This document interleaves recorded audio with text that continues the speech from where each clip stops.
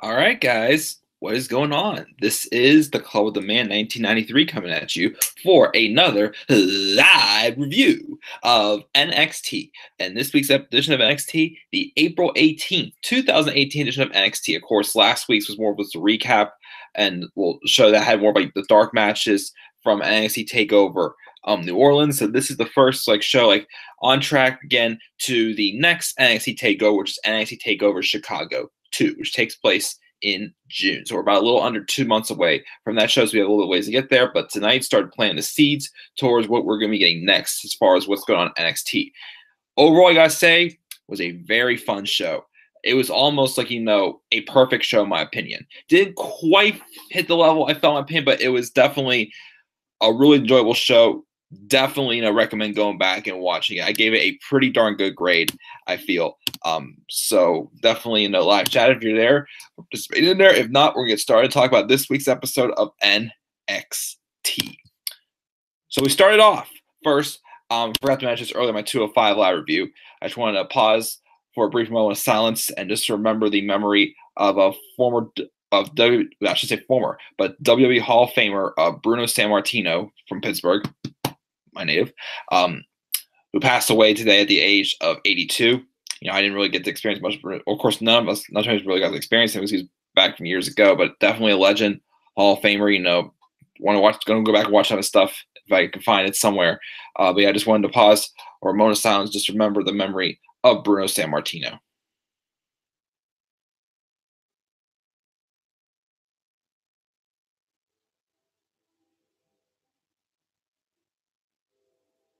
Thank you, guys. All right, so we opened up this show with just a little slate saying just in memory of him as he passed away this morning at the age of 82. That's what first I woke up to hearing. It was a friend texting me saying that he passed away. I'm like, wow, I'm getting a lot of deaths lately this year so far, both personally and worldwide known also. So definitely, hope they start slowing down as well because they need to stop. We don't want to be seeing more deaths, guys, for a while. But anyways, get on to the show. We open up with Mr. Johnny Gargano and his wife, Candice LeRae, or as it says here in Cage Side Cedars for my notes, Mr. and Mrs. Wrestling, make their way out. It's Johnny's first appearance on NXT, well, as a superstar at least, since he lost his career versus title match against Andrade Cien Almas back in February. The welcome back chants are chanting for him, and Johnny tells the fans that going to take over New Orleans, he dreamt of this moment. It's good to be home, and it's good to no longer be defined by the two words of Tommaso Ciampa. After 37 minutes of the most intense wrestling he's ever spent, he's back where he belongs.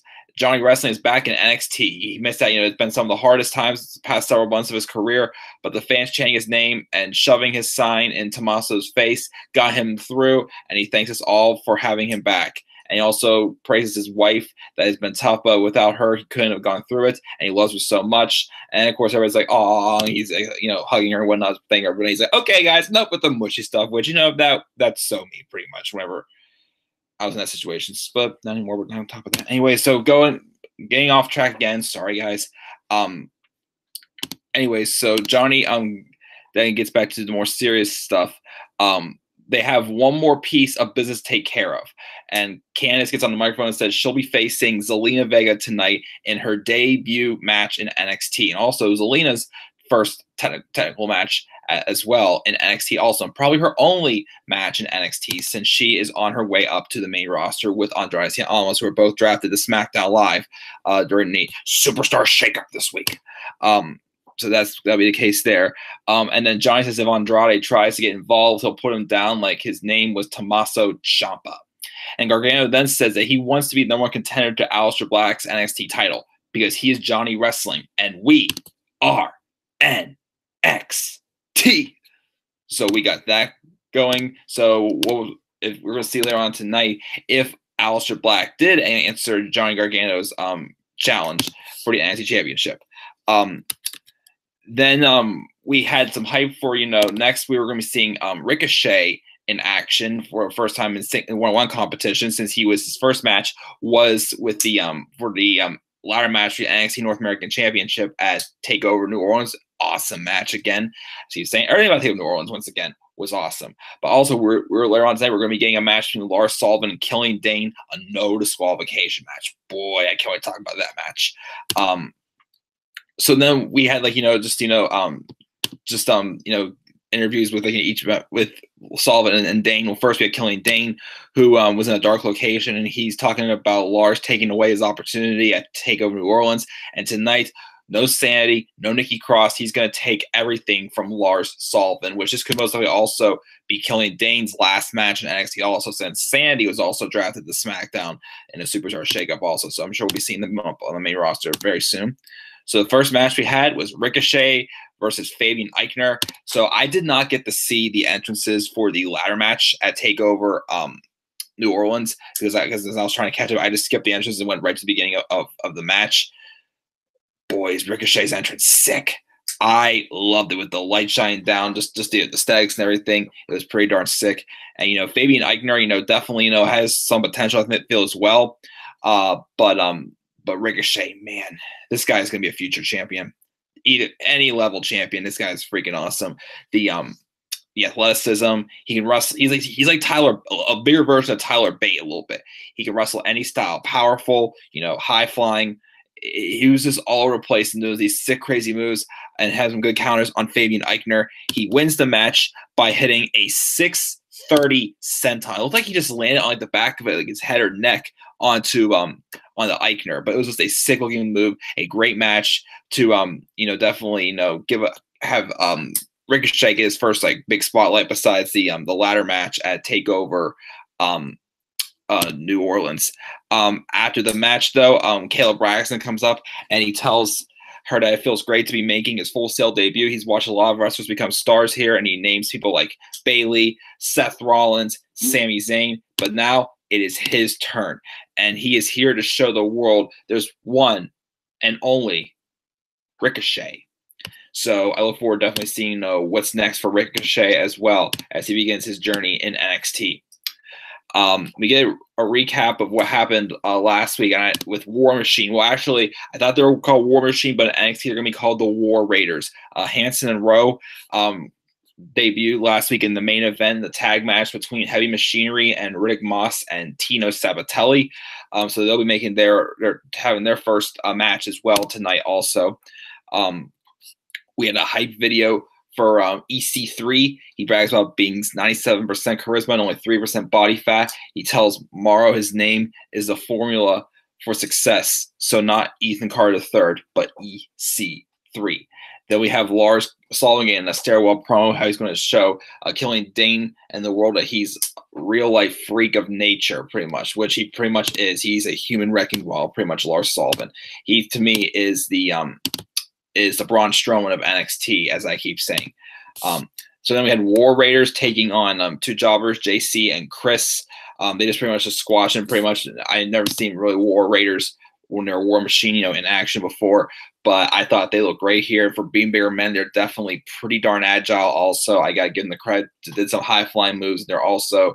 So I definitely look forward to seeing where they go with this if they, eventually become NXT tag champions. So I think it's definitely going to happen.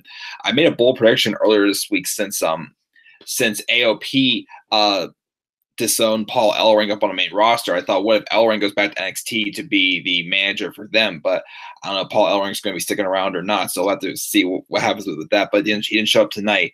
But that's what we got there. So a good match there between the War Raiders and the two jobbers. And then we get a backstage segment at the Performance Center with a new women's champion, Shayna Baszler, coming in late to a meeting, which she just, again, it just shows that, Shayna just walks around. She thinks she owns the place. She can do whatever the heck she wants. So she walked in with Serena. Sorry, didn't mean to go there. Serena Deeb, who I guess is just working at the Performance Center now after she participated in the Mae Young Classic. But Serena Deeb was there, and she pretty much just takes over the meeting. And first, she rips Ember Moon's name off of the locker, and since she's no longer in NXT, she's on Raw now. Then she tells the roster there's no one there to stop her now, so everyone needs to get in line or run out. And Dakota Kai gets up to walk out, but she doesn't confront Baszler. She's just going to get some water pretty much. So, I mean, I don't know who's going to be the next person to feud with Shayna Baszler. I think Baszler, though, needs to hold the women's title, I think, until I'd say November. I'm still saying at TakeOver. Either TakeOver LA, or I heard rumors they may be doing TakeOver War Games again, Survivor Series weekend. So we could be getting that. But I feel that Dakota Kai should be the one build up to eventually dethrone Shayna. The problem is, like, there's really not too many, like, serious contenders right now. I mean, I think either Dakota Kai or Candice LeRae should be the one to dethrone Shayna Baszler over NXT Women's Championship. But I think it's too early to put it on to have her feud with Dakota Kai. I think maybe Nikki Cross right now, because she didn't go up to the main roster with Sanity. I guess they probably need a more suitable woman, like babyface. Because I mean they could do Shayna and Kyrie, but it wouldn't feel as fresh because in my opinion, because they were in the finals of the Mae Young Classic. I'd say the next match we could get is maybe Shayna and Nikki Cross. So maybe that'll be the case there. But definitely in November, either Dakota Kai or Candice LeRae should be dethroning Shayna Baszler over NXT Women's title. So we'll see what happens going down the line. But the women's division, again, is kind of going through a rebuilding stage. They just called up Ember Moon and Billie Kay and Peyton Royce. So they definitely need to build up some depth in that women's division again. So we'll see what happens with that. We get a hype video of Kona Reeves, who have been seen a couple times in NXT, but he wasn't really like a serious competitor or anything like that. But it looks like they are going to go into some direction with him now, as he's grew his hair out, and he's calling himself the finest Kona Reeves. And just pretty much hype that he'll be on NXT again in 2 weeks. So I guess we have another serious contender. The depth's continuing to be building in NXT. We'll see what Kona Reeves has to bring to the table. Then they showed an interview earlier today on the WWE. Trying to catch Pete Dunne, who first time we've heard from him since Roderick Strong, who was his tag team partner at Dusty Rhodes Tag Team Classic, turned on him at TakeOver New Orleans and joined the Undisputed Era. So it seems like now they are going to go in some type of like a babyface direction for now with Pete Dunne. So I'll probably do a turn alert after this review while I'm doing the next level of Passage to Hall and Twofold tonight. But Pete Dunne pretty much stops walking, and he says he'll be back in a few weeks. But he's going to show us what he thinks of Roderick Strong. He's going to rip his head off. Just get his revenge. So we'll see what happens there as Roderick Strong get turned heel and turned on his tag team partner Pete Dunne and joined the Undisputed Era. And I've heard rumors that they're considering Roderick Strong also a tag team champion also, which I think is kind of a little bit strange since he didn't technically win them. Well, I mean, in some ways he helped them win them, but it's strange. But it's guess the replacement right now for Bobby Fish, since Adam Cole is the NXT North American champion. So I looked with the NXT tag title. All right, Roddy, you said he's part of the era now. But then we got this really, really great big man no disqualification match. Lars Sullivan against Killian Dane. They kind of had a little bit of a match at the Go Home show before TakeOver New Orleans, but it turned more sort of an angle, which I'm like, rats. So that was a match I really wanted to see happen. Because I know that Sandy was pretty much getting ready to go up to the main roster. But these guys put on a great no disqualification match. It's two agile big men, being brutal and physical. And then they used chairs, they used tables, they used a couple other weapons in there as well. It was a really good big man match that had no rules to it pretty much. I was very impressed. Killian Dane, can impress me with how big he is, but he can do these flying, drop kicks and whatnot. The chairs were used very well in this match. These two just worked very well together. I wouldn't mind seeing maybe like a feud out of this for these two, but we know it's not going to happen anytime soon because Dane's got to the main roster with Sanity. But yeah, it was a great match. Lars Sullivan would eventually win the match after, for a while, like Killian Dane had the momentum on him for a while, but then Lars Sullivan turned the tables and eventually hit the freak accident on Killian Dane on top of 2 chairs to get the victory. So Lars Sullivan gets a big win over Killian Dane. We'll see what's in store for him next, as we say, Sanity is on their way up to SmackDown Live. So I definitely look forward to seeing what happens there.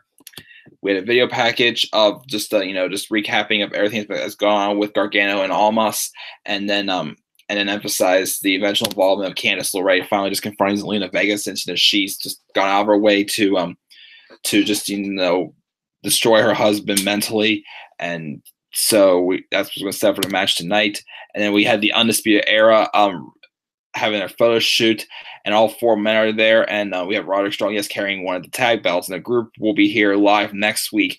And then also Adam Cole is going to be for the first time defending the NXT North American Championship next week against Oni Lorcan. So that should be a good physical match, I'd say. A good way to build some prestige into that North American Championship, which is kind of like more so the mid-card title now for NXT. So I definitely look forward to that match, and also hearing what Undisputed Era has to say based off, and Roderick Strong, based off of what happened at TakeOver New Orleans, and Roderick Strong surprised us and turned heel, joining the Undisputed Era. And then finally, we have our main event. It was the debut match for both Candice LeRae and Zelina Vega. Of course, Zelina Vega's only match in NXT, as I said before, as she will be moving up to the main roster. She's tried taking out so many male superstars with her cycling Hurricanrana. But this match, at first beginning, it was just, kind of slow. But it didn't really, only last about 10 minutes or so, but it was still worth it for what it was. These two, don't like each other. They start brawling. It looked like early Candice was going to put Zelina away, but then almost came out to cause distraction. And then because of that, Johnny came out to be at Candice's side. And I got to say, though, Zelina Vega in her ring gear tonight. Woo! Feed me some Zelina Vega ice cream bars here, people. If Robbie sees this, Robbie will probably get jealous. Well, be crap. I'm just kidding, Robbie. But yeah, both of these women did look good in their first match, wrestling each other.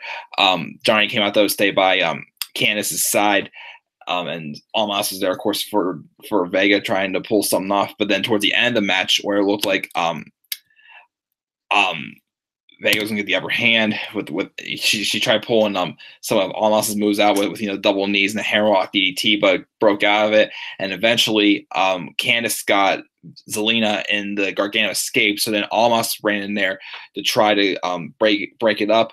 But then Johnny ran in and he put the Gargano escape also on Almas. So pretty much Gargano and LeRae, both, or as they call them before in the Cage Side Cedars, Mr. and Mrs. Wrestling, got them both to tap out and finally get the upper hand on both of them, as they've been thorns in their sides for how long, besides the whole Tommaso Ciampa thing. So Candice LeRae gets the victory in her first match in NXT. Of course, Zelina Vega loses her only match in NXT, but that's okay because she's bound to be doing things with Andrade and Almas up on the main roster. Hassan said only a matter of time till she's on SmackDown. Did you think Sandy would be Raw and AOP would be SmackDown? I mean, originally I was kind of hoping maybe they put Sandy on Raw because I want to see them in the Woken family feud, and AOP on SmackDown. And I also thought, what if, this is before Braun Strowman, of course, revealed Nicholas as his tag team partner, or if AOP were going to be the ones to eventually dethrone Braun Strowman and whoever his tag team partner was. But of course that didn't happen. So yes, I'd say at first I was thinking Sandy to Raw and AOP to SmackDown, but I'm fine with that. Maybe Sanity can feud with the Bludgeon Bars eventually. That could be a pretty good feud also as well. But yeah, very good match between Candice LeRae and Zelina Vega in our main event. And then after the match, though, after after Almas and Vega leave, Johnny gets on the mic. He says, first of all, that was awesome, as what his wife just did, and of course him getting his revenge. And then he said that was only one of the things they needed to do. The other is he is calling Aleister Black out for a title shot. And then Aleister Black makes his way out. First time he's appeared since he won the championship at TakeOver New Orleans. He stares down Johnny Gargano, as they revealed also, even though Aleister Black is undefeated in singles competition, he's been pinned once when Johnny Gargano pinned him in the in that fatal 4 number one contenders match in the last NXT of 2017. So, you know, they obviously have a little bit of history there. So Black stares him down, and Black says, Johnny, you want it? Then next week, you shall have it. And I'm just like, so next week, we're going to be getting Undisputed Era, you know, appearing live, and we're going to have Adam Cole defending the North American Championship against Oney Lorcan. And we could also be getting an NXT Championship match with Aleister Black and Johnny Gargano. Jeez, I'm already ready for next week. Well, hopefully I'll be able to catch it next week. So I keep saying I'm going to be out of town next week. But, man, I cannot wait for NXT next week as all. We're definitely going to be getting a great main event with Black and Gargano. Man, I cannot wait. This should be awesome. I'm dying to see this match. I think it's going to be a really good match for the NXT Championship. Who knows? Maybe they pull swerve us and Johnny wins it. Who knows? But I think that's going to be an awesome main event next week. Aleister Black and Johnny Gargano for the NXT Championship. But that's how we went off the air, though, for NXT, guys. It was a very fun episode, as I said before. You know, Johnny and Candice, you know, making their first appearances since Johnny got his job back. Good debut for War Raiders. Great no disqualification match with Lars Sullivan and Killian Dane. Of course, a great main event with Candice LeRae and Zelina Vega. And then, of course, the announcement of Johnny Gargano and Aleister Black for next week. Should be an awesome match, and I cannot wait. So with that, I want to give this week's episode of NXT a strong A-. Almost an A, but I didn't quite hit the A level, so I gave it A- for this week's episode of NXT. What grade would you guys give this week's episode of NXT? Leave your thoughts down in the comment section below as always. And because always, click my like and subscribe or content on the channel. Follow me on Twitter at TheManAir93. Tonight, again, I will be doing the Turner for Pete Dunne, as I think he's officially a babyface now. And then I'm going to try to do the Secret Four for Pastors of Hall and Tufel. I don't think I'm going to be able to get a special live stream in this week, guys. I just have too much going on. I'm trying to get a lot done before I go out of town next week. Because yeah, as I keep reminding you guys, don't forget next week, Raw review on Monday still, but I usually wait for a few minutes after Raw, but I'm going to go live as soon as Raw ends. I got to be up at 5 o'clock for the next morning, and because that's why Tuesday morning, catching a plane, flying out west with my sister for a week, as I keep saying, and I'll be gone next Tuesday till the following Tuesday. But as I keep saying, I will do my best to still try to keep up with my live reviews while I'm out of town. So again, guys, if they don't come right away, just be patient with me. If I somehow do not get to any of them, I will catch up as soon as I get back. And even if any turns have, which there's been too many turns happening lately, please no more turns happening for WWE next week, because I will not be able to record any turn alerts while I'm out west, because I won't be able to take my green screen with me. But if there any do happen, I will, you know, attempt to catch up on them when I get back home the following week. So again, I'll be gone April 24th to May 1st. I'll try to catch the Greatest Royal Rumble if I have time while I'm gone, but I may not get to. But if not, then I'll watch that when I get back also to see how it goes, even though some of the matches I don't care too much for. But I'm definitely interested to see how this 50-man Royal Rumble turns out to be. So, guys, thank you guys again for tuning in live. And, of course, you know, watch us afterwards. Again, leave your thoughts on the comment section below. What grade would you give NXT? Like, subscribe, follow me on Twitter. And, guys, I will catch you all later in my next video. So, until then, guys, have a great night and peace out, everybody.